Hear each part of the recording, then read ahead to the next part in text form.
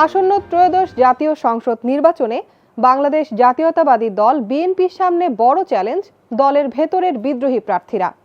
দলীয় সতর্কবার্তা ও সাংগঠনিক নির্দেশনার পরও বহু নেতা স্বতন্ত্র প্রার্থী হিসেবে মনোনয়ন জমা দিয়েছেন। দলীয় সূত্র অনুযায়ী ১১৫টি আসনে ১৯০ জনের বেশি বিদ্রোহী প্রার্থী মনোনয়ন জমা দিয়েছেন।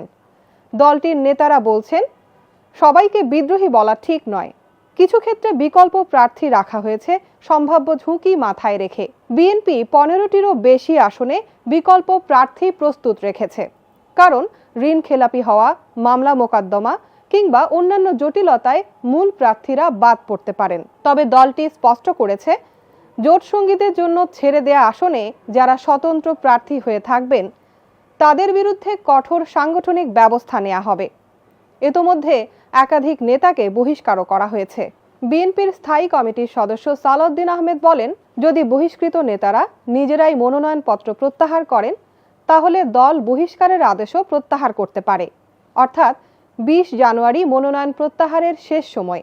এরপর যারা মাঠে থাকবেন তাদের ক্ষেত্রে কঠোর পদক্ষেপ নেবে দলটি। এমন পরিস্থিতিতে বিএনপির জন্য ঝুঁকি হলো বিদ্রোহী প্রার্থীদের কারণে ভোট ভাগ হয়ে যাওয়া এবং জোট সঙ্গীদের সঙ্গে তৈরি হওয়া আস্থার সংকট।